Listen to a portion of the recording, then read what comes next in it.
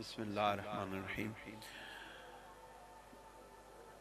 اللہ کریم اپنے پیارے محبوب علیہ السلام کے قلب اطہر پر نازل ہونے والے کلام مجید کی سورہ لقمان کی آیت نمبر 31 میں ارشاد فرماتے ہیں أَلَمْ تَرَ أَنَّ الْفُلْكَ تَجْرِي فِي الْبَحْرِ بِنِعْمَةِ اللَّهِ لِيُرِيَكُم مِّنْ آيَاتِهِ، کہ کیا آپ نے یہ نہیں دیکھا کہ بے شک سمندر میں اور دریاؤں میں اللہ رب العزت کی نعمت کے ساتھ، اللہ رب العزت کی کرم نوازی کے ساتھ کشتیاں چلتی ہیں، جہاز چلتے ہیں، لیُرِیَکُم مِّن آیاتِہ، تاکہ وہ رب ذوالجلال تمہیں اپنی نشانیاں دکھائے۔ دریا میں، سمندر میں جس وقت لہریں اٹھتی ہیں، ہوائیں چلتی ہیں، لہریں اٹھتی ہیں، تو بڑے بڑے بحری جہاز جو ہے وہ ایک تنکے کی مانند محسوس ہوتے ہیں۔ جو لوگ جہاز میں سفر کرتے ہیں ان کو معلوم ہے، بحری جہازوں میں پہلے حج پر جایا کرتے تھے لوگ، وہ یہ بتاتے ہیں کہ جس وقت ہم سمندر کے وسط میں جاتے ہیں یا گہرے سمندر میں جاتے ہیں تو وہاں پر اتنی بڑی بڑی لہریں اٹھتی ہیں، پہاڑوں کی طرح۔ تو ایسے ہمارا جہاز ہزاروں ٹن کا جہاز ایسے محسوس ہوتا ہے جس طرح ایک تنکا کسی پانی کی لہر پر چل رہا ہو۔ دیکھیں اس میں اللہ تعالیٰ کی نشانی ہے۔ پھر اس میں دوسری نشانی یہ ہے کہ جب سمندر کے اندر جہاز چلتا ہے تو اس کو تا حد نگاہ پانی ہی پانی نظر آتا ہے، کوئی آبادی نظر نہیں آتی، کوئی کنارہ نظر نہیں آتا، کوئی ساحل نظر نہیں آتا، کوئی ایسا ٹھکانہ نظر نہیں آتا کہ جہاں پر انسان پناہ لے سکے۔ اب اس کیفیت میں اس کو صرف اور صرف ایک ہی ذات یاد آتی ہے اور وہ رب ذوالجلال کی ذات ہے۔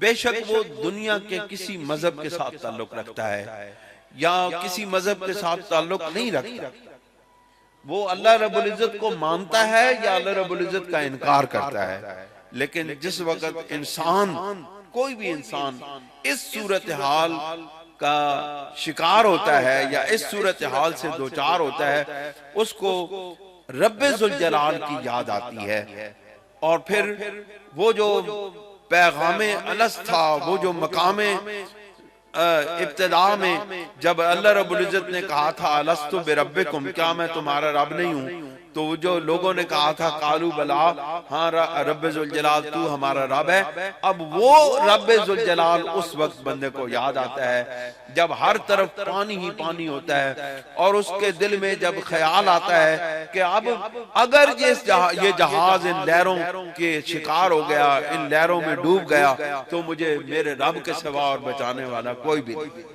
پھر آپ دیکھیں اللہ رب العزت کی نشانیاں کہ جس وقت گہرے سمندر میں وہ جہاز جاتے ہیں، کشتیاں جاتی ہیں، تو ان کی اتنی بڑی بڑی مچھلیاں، کئی سینکڑوں ٹن کی مچھلیاں اچھلتی ہوئی نظر آتی ہیں۔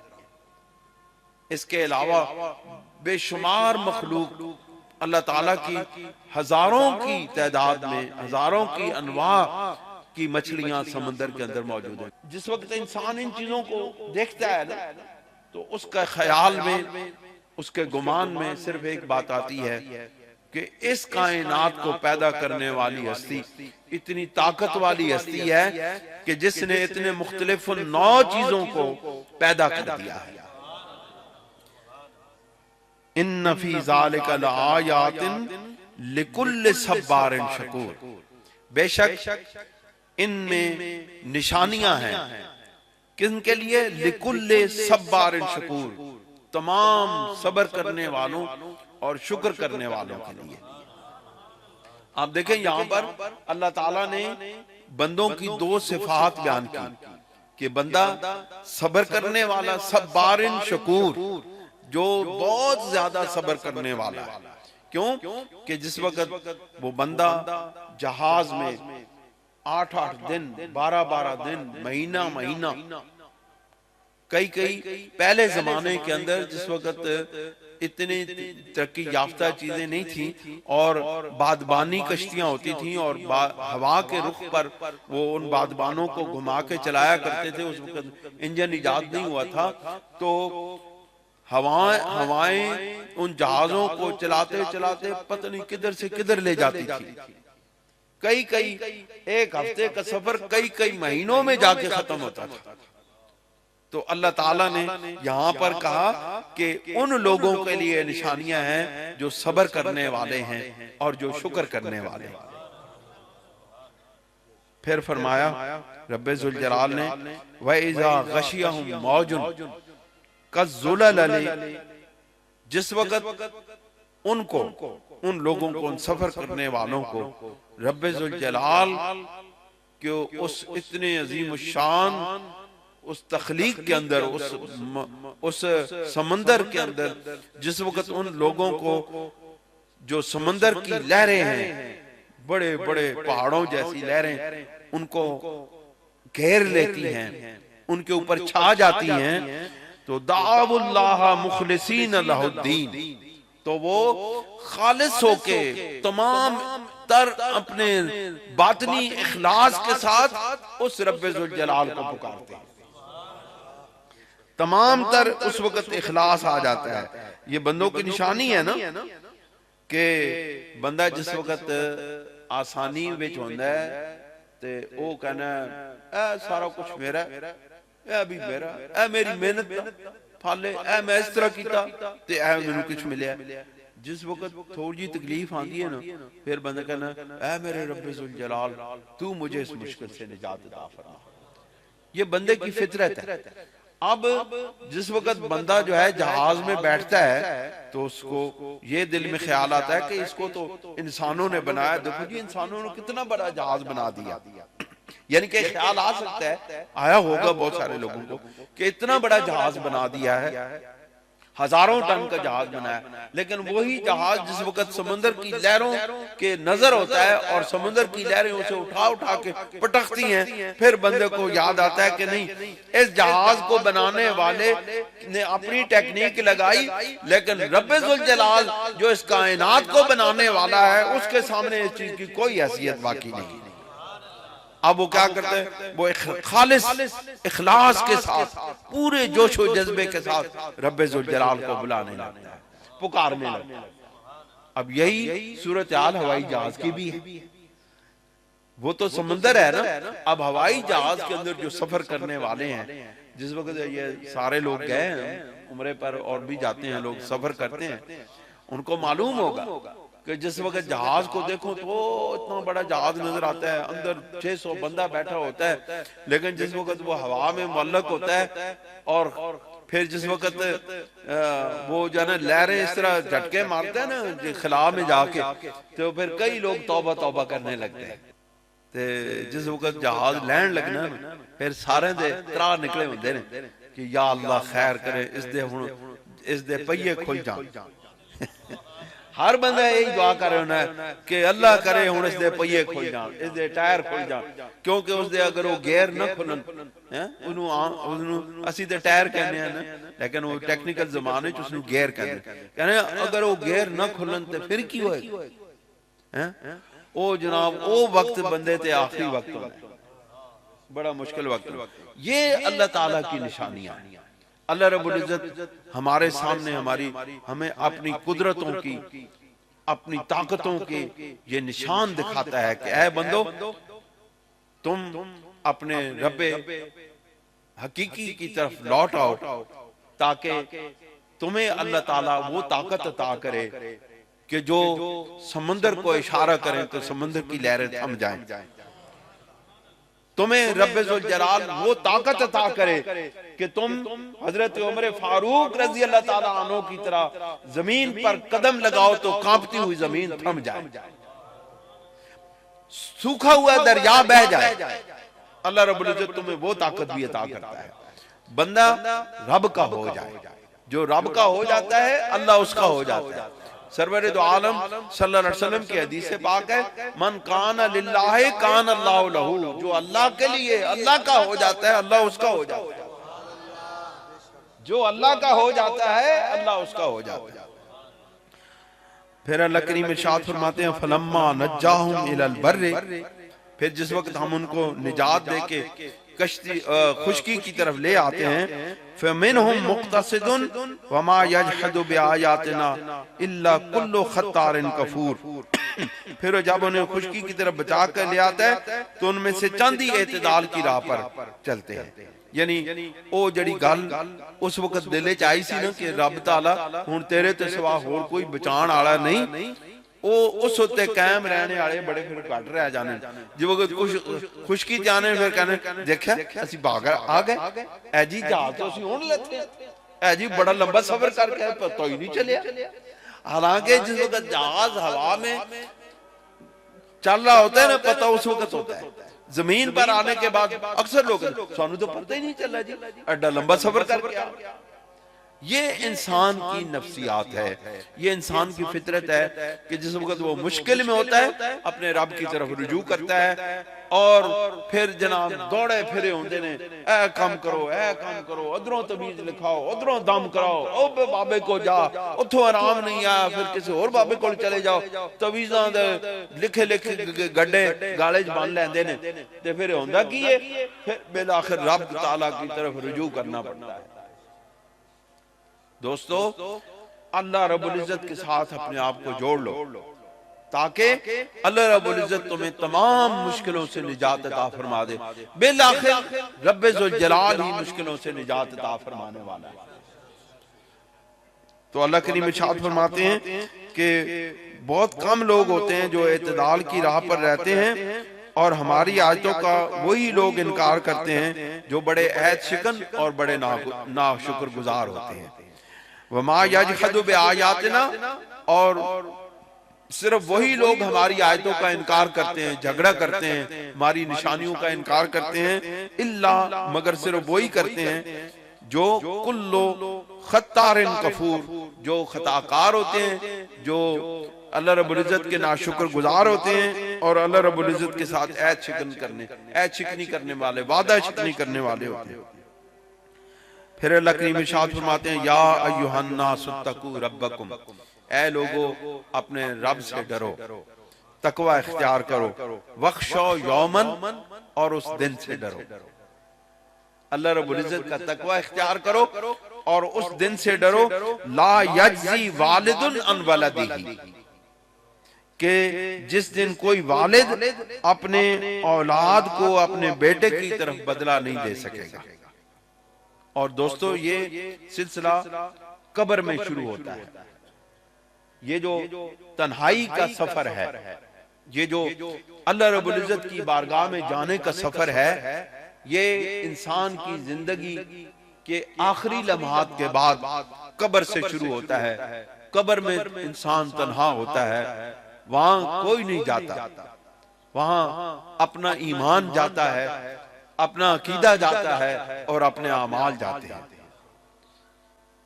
जो लोग इस बात का दावा करते हैं, हम भी इस बात का दावा करते हैं, और हमें सिर्फ दावा नहीं, हमें यकीन है कि कब्र अतहर में जाने के बाद अहले ईमान से ईमान के बारे में, दीन के बारे में और रसूलुल्लाह सल्लल्लाहु अलैहि वसल्लम के बारे में पूछा जाएगा। ये तीन सवाल होते हैं कि मन रब्बो का, मा दीनो का, मा कुंत तकुलु फी हक़्क़ि हाज़ा रजुल। बस ये तीन सवाल हैं। इन तीन सवालों से जो गुजर गया, फिर अल्लाह रब्बुल इज्जत उसके लिए जन्नत की तरफ से एक खिड़की खोल देता है, फिर वहां से मुअत्तर और मुनव्वर खुशबुएं आती रहती हैं। लेकिन वहां पर ईमान अगर यहां हम पक्का करके गए तो काम आएगा। अकीदा यहां से पक्का करके जाना है। ہمارا یہ یقین ہے، ہمارا دعویٰ بھی ہے، بہت سارے لوگ یہ بات کہتے ہیں کہ جی وہاں رسول اللہ صلی اللہ علیہ وسلم تشریف لے آئیں گے، پھر ہمیں اس بات کا کیا خطرہ ہے کہ ہمیں قبر میں ہماری نجات نہیں ہوگی۔ لیکن دوستو، رسول اللہ صلی اللہ علیہ وسلم اس کو دکھائی دیں گے جو یہاں پر ان کے ساتھ سچا عقیدہ اور ایمان رکھتا ہے۔ شرط یہاں پر ایمان کی ہے، جس کا یہاں پر عقیدہ درست ہوا، جس کا یہاں پر ایمان درست ہوا، اس کو ہی سرور دو عالم صلی اللہ علیہ وسلم قبر میں اپنے چہرے اقدس دکھائیں گے۔ یہ ایمان کی شرط ہے۔ اپنے ایمان کو، اپنے عقیدے کو پختہ کر لو تاکہ تمہارا رب پر ایمان، تمہارا دین یعنی نظام زندگی درست ہو جائے، اطاعت الہی والی زندگی ہو جائے، اطاعت رسول والی زندگی ہو جائے، تاکہ جس وقت رسول اللہ صلی اللہ علیہ وسلم آپ کی قبر انور میں آئیں، آپ کی قبر انور میں اپنے قدم رنجہ ارشاد فرمائیں، تو پھر تمہیں رسول اللہ صلی اللہ علیہ وسلم کے جانے کے سامنے کھڑے ہونے سے شرمندگی نہ ہو۔ اگر ہم رسول اللہ صلی اللہ علیہ وسلم کی اطاعت نہیں کریں گے اس دنیا میں، اگر آقا علیہ السلام کی کامل اتباع نہیں کریں گے، آپ کے حکموں کی ساری زندگی خلاف ورزی کرتے رہیں گے، مجھے بتاؤ ہم اپنی قبر میں جا کے رسول اللہ کو کون سا منہ دکھائیں گے؟ دعویٰ تو یہ کرتے ہیں ہم، سارے سٹیجوں پر یہ بات کی جاتی ہے، او جی سرکار قبر میں آئے تو میں قدموں میں گروں، تو یہ باتیں تو ساری بتاتے ہیں، لیکن یہ کیوں نہیں بتاتے کہ اس قبر میں جب سرکار تشریف لائیں گے تو پھر میں کون سا چہرہ، کون سا منہ لے کر کے ان کے سامنے جاؤں گا۔ میں نے ساری زندگی ان کے حکموں کی نعوذ باللہ استغفر اللہ خلاف ورزیاں کی ہوں گی، میں نے سرور دو عالم صلی اللہ علیہ وسلم کی سنتوں کے خلاف زندگی گزاری ہوگی، میں نے اپنے آقا، اپنے پیارے محبوب علیہ السلام کے ایک حکم کو بھی نہیں مانا ہوگا، تو پھر میں رسول اللہ صلی اللہ علیہ وسلم سے یہ کیسے توقع کروں گا کہ سرکار مجھے اپنا چہرہ دکھائیں گے؟ سرکار انہی کو چہرہ دکھائیں گے جو ساری زندگی اپنے چہروں کو رسول اللہ صلی اللہ علیہ وسلم کی طرف کیے رکھتے ہیں، اپنا رخ رسول اللہ صلی اللہ علیہ وسلم کی طرف کیے رکھتے ہیں۔ اللہ کریم ارشاد فرماتے ہیں، یا ایھا الناس اتقوا ربکم، اے لوگو اپنے رب کی طرف، اپنے پروردگار عالم سے تقوی اختیار کرو، واخشوا یوما لا یجزی والد عن ولدہ، اور اس دن سے ڈرو جس دن کوئی بیٹا، کوئی والد اپنے بیٹے کی جگہ پر اس کا جزیہ یا اس کی جزا نہیں دے سکے گا، اس کا بدلہ نہیں دے سکے گا، ولا مولود هو جاز عن والدہ شیئا، اور نہ کوئی بیٹا اپنے والد کے لیے کوئی اس کی جگہ پر کوئی چیز دے سکے گا فدیہ کے طور پر یا اس کی جزا کے طور پر۔ ان وعد اللہ حق، بے شک اللہ رب العزت کا وعدہ سچا ہے، فلا تغرنکم الحیات الدنیا، تو دنیا کی زندگی کے اندر اتنے ریجھ نہ جاؤ، اتنے محو نہ ہو جاؤ کہ اپنے رب کو بھول جاؤ، اس میں غرق نہ ہو جاؤ، اس میں اتنے انڈلج نہ ہو جاؤ، اتنے اس کے اندر نہ ہو جاؤ کہ تم اپنے رب کو بھول جاؤ۔ وَلَا يَغُرَّنَّكُمْ بِاللَّهِ الْغَرُورُ، اور نہ ہی دھوکہ میں ڈالے تمہیں فریب دینے والا شیطان، تمہیں اللہ کے بارے میں دھوکہ میں، شیطان جو دھوکہ دینے والا ہے وہ رب ذوالجلال کے بارے میں دھوکہ دے ڈالے۔ دھوکہ کون سا دے ڈالتا ہے؟ شیطان کون سا دھوکہ دے ڈالتا ہے؟ جب بندہ کہتا ہے او جی دیکھا جائے گا، او جی جب مریں گے تو پھر دیکھا جائے گا، پھر آتا جو دھوکہ، فریب، فساد، بربادی، جھوٹ، بے حیائی، برائی، ہر چیز کرتے رہو، اور پھر دیکھا جائے گا۔ یہ شیطان کا دھوکہ ہے، یہ شیطان کا غرور ہے جو انسان کو اپنے رب سے بے پرواہ کر دیتا ہے، جو انسان کو اپنے رب کا باغی بنا دیتا ہے۔ پھر اللہ کریم ارشاد فرماتے ہیں، اور یہ آخری آیت ہے، اللہ کریم ارشاد فرماتے ہیں، ان اللہ عندہ علم الساعہ، بے شک رب ذوالجلال قیامت کے وقت کو جانتا ہے کہ کب قیامت آنی ہے، کب یہ دنیا ساری کی ساری ختم ہو جانی ہے اور تمام معاملات دنیا کے لپیٹ دیے جائیں گے، ستارے جھڑ جائیں گے، سورج ٹوٹ جائے گا، سورج بجھ جائے گا، یہ دنیا کے سارے نظام تہ و بالا ہو جائیں گے، پہاڑ روئی کے گالوں کی طرح اڑیں گے، انسان ایک بدحواسی کے عالم میں ادھر ادھر دوڑ رہے ہوں گے. یہ قیامت کا منظر ہے جو اللہ رب العزت نے قرآن مجید کی آیات میں اور سرور دو عالم صلی اللہ علیہ وسلم نے اپنی پاک حدیثوں میں بیان کیا ہے. اللہ کریم ارشاد فرماتے ہیں وَيُنَزِّلُ الْغَيْثَ، اور وہی بارش برساتا ہے. وَيَعْلَمُ مَا فِي الْأَرْحَامِ، اور وہ جانتا ہے جو ماں کے پیٹ میں ہوتا ہے. اب یہاں جو منکرین قرآن ہیں، جو ملحدین ہیں، یا وہ مسلمان جو اللہ رب العزت کے اس کلام کے منکر ہیں، وہ برملا یہ اس آیت کو تنقید کا نشانہ بناتے ہیں. ذرا غور سے سماعت فرمائیے گا. جو منکرین قرآن ہیں، جو قرآن کا انکار کرنے والے ہیں، جو ملحدین ہیں، ملحد کہتے ہیں لا دین کو، جس کا کوئی دین نہ ہو، جو اللہ رب العزت کا انکاری ہو، جو قیامت کا انکاری ہو، جو روز حشر کا انکاری ہو، جو مرنے کے بعد کے معاملات کا انکاری ہو، جو عذاب قبر کا انکاری ہو، جو اجر قبر کا انکاری ہو، جو دنیا کے اندر یہ جو کچھ ہو رہا ہے یہ اللہ تعالیٰ کی قدرتوں کا انکاری ہو، اس کو ملحد کہتے ہیں. ان کا یہ اس قرآن مجید کی اس آیت پر شدید اعتراض ہے. اور بدقسمتی کی بات یہ ہے کہ بہت سارے مسلمان بھی اب یہ باتیں کرنے لگے ہیں کہ دیکھو جی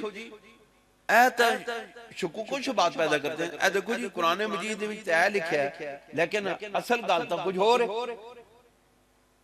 اب وہ اندر اندر بندے کے ایمان کو برباد کرتے ہیں. ذرا اس لیے اپنے یہ بات یاد رکھیں جو میں کچھ بتانے لگا ہوں، اور اپنے بچوں کو اور اپنے نوجوانوں کو یہ بات لازمی بتائیں تاکہ کوئی دنیا میں ان کو اپنی زندگی میں گمراہ نہ کر سکے. اللہ کریم ارشاد فرماتے ہیں ان اللہ عندہ علم الساعہ، الساعہ کہتے ہیں قیامت کو، بے شک رب ذوالجلال کے پاس قیامت کا علم ہے. اس کا تو کوئی انکار ہی نہیں ہے کیونکہ کسی کو پتہ ہی نہیں. اگلی جو بات ہے وہ ينزل الغیث، اور وہ بارش برساتا ہے. اب یہاں پر یہ سوال پیدا ہوتا ہے کہ اب تو سائنس نے اتنی ترقی کر لی ہے کہ سائنسدانوں کو معلوم ہو جاتا ہے کہ کب بارش ہوگی، کس وقت بارش ہوگی، کتنی بارش ہوگی، یہ ساری باتیں ان کو معلوم ہو جاتی ہیں. اور اب سائنس نے تو اس حد تک ترقی کر لی ہے کہ مصنوعی بارش برسائی جانے لگی ہے. ابھی پچھلے دنوں لاہور میں بڑا شور شرابہ مچا، کروڑ روپے لگا کے بارش برسائی گئی اور اس کا فائدہ پھر بھی کچھ نہ ہوا. آلودگی فضا کی اسی طرح ہی برقرار رہی. لیکن دوستو سوال یہ پیدا ہوتا ہے کہ ایک ہے اسباب کے ساتھ کسی فعل کا کرنا، ایک ہے بغیر کسی سبب کے کوئی فعل کرنا، کوئی کام کرنا. یہ جتنے بھی سائنس کی ترقیاں ہوئی ہیں یہ اسباب کی مرہون منت ہیں.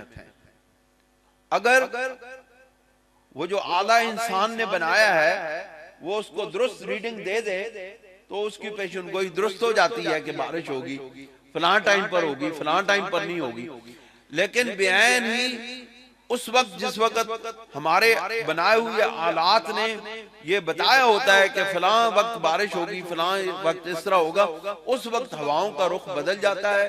اللہ رب العزت ہواؤں کا رخ بدلا دیتا ہے، بارش کی کہیں سے کہیں چلی جاتی ہے، بارش ہوتی نہیں ہے، سارے کچھ تبدیل ہو جاتی ہے، لوگوں کی پیشن گوئیاں دھری کی دھری رہ جاتی ہے.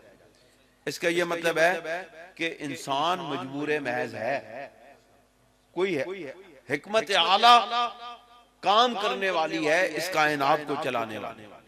پھر دوسری بات جو کہتے ہیں جی مصنوعی بارش ہو گئی، مصنوعی بارش برسانے میں کروڑوں روپے لگے، لیکن اللہ رب العزت سمندر کی لہروں کو، اس کے ٹیمپریچر کو اس حد تک لے آتا ہے کہ سمندر کی لہریں اٹھتی ہیں، اس میں وہ پانی کے بخارات اوپر جاتے ہیں، اوپر جا کر کے آسمان پر ایک خاص سطح پر اوپر اٹھتے ہیں تو وہ ٹھنڈے ہو کر کے بارش کی صورت میں برسنے لگتے ہیں.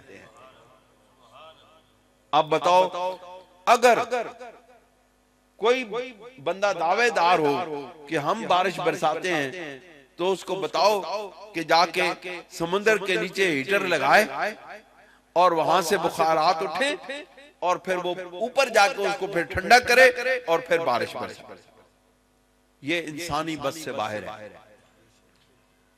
اس لیے وہ ينزل الغیث کا جو رب ذوالجلال کا جو دعویٰ ہے وہ برحق ہے. باقی سارے دعوے اسباب پر اور آلات کے مرہون منت ہیں. رب ذوالجلال کسی آلے کا محتاج نہیں ہے، بس اس کا حکم ہوتا ہے ہر چیز اپنے اپنے مقام پر ہو جاتی ہے. پھر فرمایا وَيَعْلَمُ مَا فِي الْأَرْحَامِ، اور وہ رحم میں جو بچہ پیدا ہوتا ہے اس کا علم رکھتا ہے. یہ سب سے زیادہ مذاق جو دین اسلام کا اور قرآن کا مذاق اڑایا جاتا ہے نا، اس قرآن مجید کی ان لفظوں پر مذاق اڑایا جاتا ہے کہ وَيَعْلَمُ مَا فِي الْأَرْحَامِ، اور وہی جانتا ہے جو رحم میں ہوتا ہے، اس کے بارے میں وہ علم رکھتا ہے. اب لوگ کہتے ہیں الٹرا ساؤنڈ مشینیں اتنی زبردست ایجاد ہو گئی ہیں کہ وہ رحم مادر میں بچے کی جنس کو جان لیتے ہیں اور اس کا اندازہ لگا لیتے ہیں کہ یہ کس کیفیت میں ہے، یہ بیٹا ہے یا بیٹی ہے، یا اس کی پوزیشن کیا ہے، اس کی صحت کی جو ہے نا وہ کیسی چیزیں ہیں، صحت کے کس مقام پر ہیں. تو اس کا یہ مطلب ہے نعوذ باللہ من ذالک کہ اللہ رب العزت کا یہ جو دعویٰ ہے وَيَعْلَمُ مَا فِي الْأَرْحَامِ، تو یہ تو پھر انسان بھی جاننے لگے ہے. تو بات عجیب ہے. کیوں جی؟ ایک مرتبہ تو بندے کا دماغ گھوم جاتا ہے. کیوں جی مولوی جی گھوم جاتا ہے؟ یہاں آ کے بڑے بڑے لوگوں کی جو ہے نا وہ زبان بند ہو جاتی ہے. لیکن دوستو حقیقت یہ ہے کہ وَيَعْلَمُ مَا فِي الْأَرْحَامِ کا دعویٰ صرف اسی کو سزاوار ہے. یہ لوگ مشینوں اور آلات کے محتاج ہیں. دعویٰ یہ ہے کہ وہ بغیر کسی آلے کے، بغیر کسی مشین کے جانتا ہے کہ رحم مادر میں کیا ہے، رحم مادر میں کیا ہے. میں آپ کو ان مشینوں کی جدیدیت کے باوجود ایک واقعہ سناتا ہوں. اس کو اللہ تعالیٰ کا واسطہ ہے، اس کو کوئی کرامت شرامت نہ سمجھیے گا. میں 2005 میں غالباً جب پہلی مرتبہ عمرہ پر گیا، اور یہ بات ریکارڈ نہیں کرنی ہے، اس کو صاحب بیٹا کاٹ دیں، کہ 2005 میں جس وقت عمرے پہ گیا، میری ماں جی میرے ساتھ تھیں گھر میں، اور بھی افراد تھے، اور بھی حاجی نصیر صاحب یہ دوست تھے. تو وہاں مدینہ منورہ میں ہماری ملاقات جناب شیخ اشفاق صاحب سے ہوئی. ادھر آپ کے رہنے والے جی احمد آباد کے رہنے والے شیخ اشفاق صاحب، وہ قبلہ عالم حضرت صوفی صاحب رحمۃ اللہ علیہ کے مرید تھے. وہ اس دنیا سے رخصت ہو چکے. ان کے بھائی میرے خیال ابھی ہیں، سارے فوت ہو گئے. بیٹے تو ان کے بچے ہیں لیکن وہ کہیں اور ہیں. تو انہوں نے اتفاق کی بات یہ ہے کہ ہمارے نا دعوت کی اپنے گھر میں. انہوں نے ہمیں اپنے گھر بلایا اور دعوت کی مدینہ منورہ میں. تو جس وقت ہم ان کے گھر گئے تو انہوں نے ہمیں بتایا کہ حضرت صاحب آج میں اور ہماری بیوی گئے ہیں ہاسپٹل میں. وہاں انہوں نے میری بیوی کا الٹرا ساؤنڈ کیا ہے اور انہوں نے ہمیں کہا ہے کہ آپ کی بیٹی ہے. تو ہماری تو یہ خواہش تھی، طلب ہے کہ اللہ تعالی ہمیں بیٹا عطا فرمائے. میں تھوڑی دیر توقف کرنے کے بعد میں نے کہا بات یہ اشفاق آپ سرکار دو عالم صلی اللہ علیہ وسلم کی بارگاہ میں حاضر ہیں، آپ ان کے شہر میں رہتے ہیں، تو ذرا ان کی طرف توجہ فرماؤ اور ہم بھی دعا کرتے ہیں، آپ بھی دعا کرو. تو اللہ رب العزت کی قدرت میں تو یہ کوئی چیز نہیں ہے، یہ تو بڑی معمولی چیز ہے. تو ہم نے ہاتھ اٹھائے، انہوں نے بھی دعا کی، ہم نے بھی دعا کی. سرکار دو عالم صلی اللہ علیہ وسلم کی بارگاہ میں عرض گزار ہوئی ہے، مولا یا رسول اللہ صلی اللہ علیہ وسلم، نگاہ کرم فرمائے، ہمارا یہ بچہ اس چیز کی طلب رکھتا ہے. آپ یقین جانیے اگلے دن رات کے وقت ملاقات ہوئی. کہتے ہیں کہ ہم گئے دوبارہ جا کے اس ڈاکٹر سے ملے، اس نے دوبارہ الٹرا ساؤنڈ کیا اور وہ ڈاکٹر حیران رہ گئی کہ کال کی رپورٹ میں بیٹی تھی اور آج کی رپورٹ میں بیٹا ہے. اب بتاؤ رحموں کے اندر حالتوں کو بدلنے والی کون سی ذات ہے؟ رب ذوالجلال. اس لیے وہ جس کو چاہتا ہے بیٹے عطا کرتا ہے، جس کو چاہتا ہے بیٹیاں عطا کرتا ہے. بیٹیاں اللہ رب العزت کی رحمت ہیں. سرور دو عالم صلی اللہ علیہ وسلم کی 4 بیٹیاں ہیں. کتنی؟ 4 بیٹیاں ہیں سرکار دو عالم صلی اللہ علیہ وسلم. اور سرور دو عالم صلی اللہ علیہ وسلم نے اپنی ساری بیٹیوں سے بے حد پیار کیا، اور اپنی سب سے لاڈلی بیٹی سیدہ کونین حضرت سیدہ فاطمہ الزہرا رضی اللہ تعالیٰ عنہ سے سب سے زیادہ پیار کیا. اپنی اولاد میں دیکھیں نا، اپنی اولاد میں کوئی اتنا پیارا ہوتا ہے، کوئی اس سے زیادہ، کوئی اس سے زیادہ، کوئی اس سے زیادہ، کوئی بہت لاڈلا ہوتا ہے. جس طرح مریدوں میں اپنے پیر کو کچھ مرید زیادہ پیارے ہوتے ہیں، اس طرح نبی کریم علیہ السلام کی ساری اولاد بہت عالی شان ہے، بڑی عظمتوں والی اولاد ہے. وہ سرکار دو عالم صلی اللہ علیہ وسلم کے جسم اطہر کا حصہ ہیں،